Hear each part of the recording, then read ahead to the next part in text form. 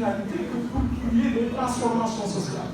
Or, si les politiques publiques ne sont pas efficaces, les transformations sociales ne sont pas rendues. Or, l'un des grands problèmes en Afrique, c'est la question des transformations sociales.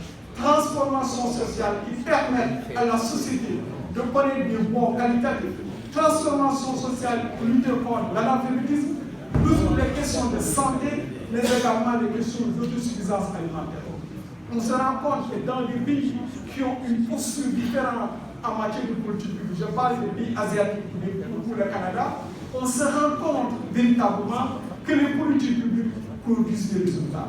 Et ces résultats permettent véritablement d'aboutir à des changements maîtrisés. Et ces changements maîtrisés sont le fruit véritablement d'une vision sociale partagée par l'ensemble de la population. Et ça, c'est une autre leçon apprise. Et in fine, le problème qui se pose pour les États africains et pour le Sénégal, c'est que l'État n'est pas parvenu à construire la citoyenneté.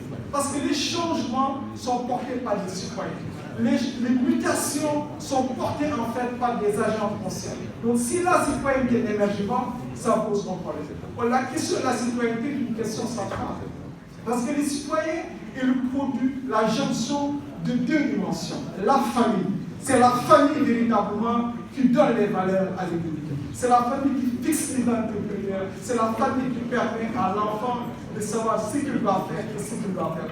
Or, il y a une crise de la famille. Et l'autre mamelle qui porte la citoyenneté, c'est l'école. Il y a absolument une crise de l'école. Parce que l'école instruit plus qu'un éduque. Or, dans cette dimension en fait, de construction de la citoyenneté, il faut interroger en même temps la famille et l'école et l'État. Donc vous conviendrez avec moi que la réflexion soulevée par Dr Morset est une réflexion centrale. Parce que vous posez les questions essentielles. Ces questions-là, si elles ne sont pas réglées, on va tourner à Rome.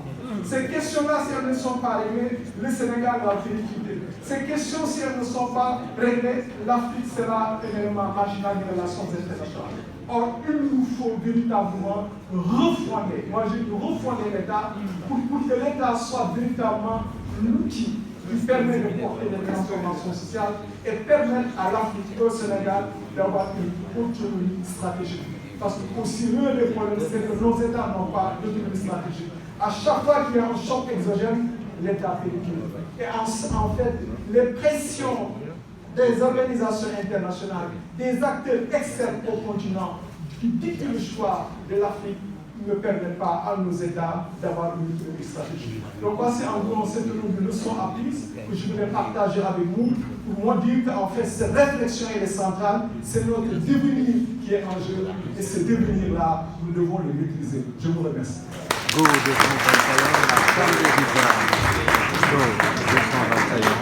La chambre des leaders l'ouverture, go 221,